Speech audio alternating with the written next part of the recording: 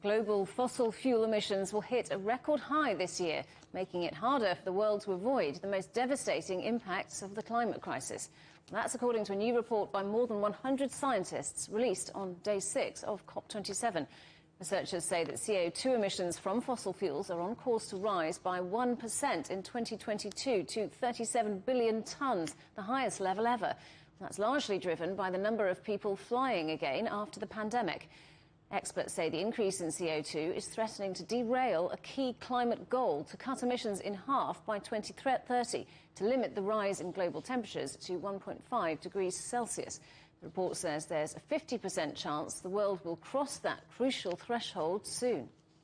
Well, Flavien Joubert is the Minister for Agriculture, Climate Change and Environment on the small island nation of the Seychelles.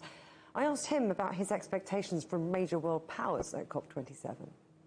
We are looking very closely at what they are coming up with.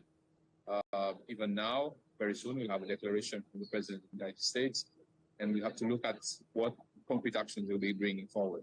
But as we all know, it's always good for people to come together and acknowledge that we have a problem, and then we'll look at how we can solve those problems. So it's important they are here. In terms of acknowledging those problems, I mean, there's been extreme weather, rising tides, and the reality for small islands like the Seychelles is pretty stark if action isn't taken. Your home could effectively disappear, couldn't it? Yes, we have islands that are low-lying, and we are very, very concerned with the changes that are happening in those localities. And we fear, as you mentioned, that some of we have would actually disappear under the sea in the coming years. And we're not looking at timelines of 50 or 100 years. We're talking in less than a decade.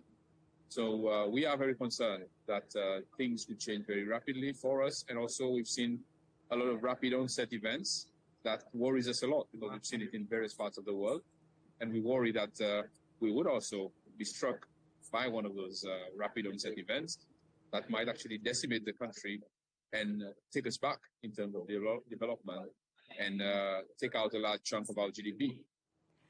You talk about it being important that countries are coming together and that the conversation is continuing, but that it's really about action. So what would make this a good COP? Is it about climate finance, loss and damage, that elusive 1.5 degrees which the world is not on target to hit? Talk me through it. Well, I think we have to go back to why we are here. That's the most important thing. We are here to try and prevent us from going headlong into a world that would not be suitable for human life and for life as we know it in planet Earth. So we are here to try and prevent a big catastrophe. And every effort that we make, every decision that we make, have to fit in with that plan. Of course, loss and damage is a concern for us. Keeping 1.5 degrees alive is a concern. Increase in finance for adaptation and for mitigation and transition within different countries, especially island states, are important. Cutting back on those initiatives that's been gaining a lot of traction recently, for example, going back to coal by some countries, would be very important for us. But we have to get back to the main storyline, which is let us try and arrest this change in the climate now before it is too late. But lots of promises have already been made before at previous COPs, back in COP26 in Glasgow last year, for example. There have been some major distractions, if you want, since then. I'm thinking the war in Ukraine, the cost of living crisis. Do you worry that there's been too much of a diversion of resources because of those other things happening?